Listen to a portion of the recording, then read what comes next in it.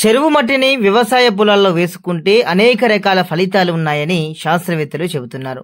ముఖ్యంగా ఎలాంటి లాభాలు ఉన్నాయో తెలుసుకునే ప్రయత్నం చేద్దాం. ముందుగా యవుసం టీవీని ఇంకా కూడా సబ్స్క్రైబ్ చేసుకోకపోతే సబ్స్క్రైబ్ చేసుకోండి.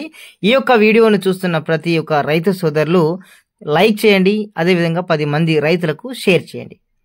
సాధారణంగా 1 అడుగు లోతు వరకు ఉన్న మట్టిలో పంటల ఎదుగుదలకు కావలసిన పోషకాలు, సేంద్రియ కర్బన పదార్థాలు అధికంగా ఉంటాయి.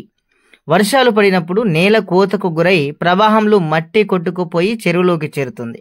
ప్రస్తుతం ఉపాధి హామీ కింద జల వనరుల్లో పూడిక తీసే పనులు సాగుతున్న తరుణంలో రైతులు చెరువు మట్టిని పొలాల్లో వేసుకుంటే మంచి ఫలితాలు ఉంటాయని కూడా మనకు అధికారులు, శాస్త్రవేత్తలు చెబుతున్నారు.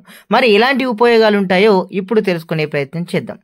చెరువు పూడికలో అధికంగా బంక, ఒండ్రు మట్టి ఉండడంతో భూమిలోని స్థూల రంధ్రాల పరిమాణం తగ్గి సూక్ష్మ రంధ్రాల పరిమాణం పెరగడంతో నీటి నిల్వ సామర్థ్యం పటిష్టంగా ఉంటుంది. ఫలితంగా నీటి లభ్యత ఆలస్యమైన పంట కూడా చెడిపోదు, ఎండిపోదు. చెరువు మట్టిలో సేంద్రియ కర్బనం 0.7% నుంచి 2%, నత్రజని 0.3%, ఉదజని సూచిక 7 నుంచి 7.5% ఉంటుంది. పంట పెరుగుదలకు అవసరమయ్యే సూక్ష్మ పోషకాలు కూడా ఇందులో ఉంటాయి. మొక్కలకు మేలు చేసే సహజ సూక్ష్మజీవులు, బ్యాక్టీరియా, వైరస్లు ఎక్కువగా వృద్ధి చెందుతాయి. తద్వారా చీడపీడలను చాలా వరకు ఇవి సహజంగా నియంత్రిస్తాయి.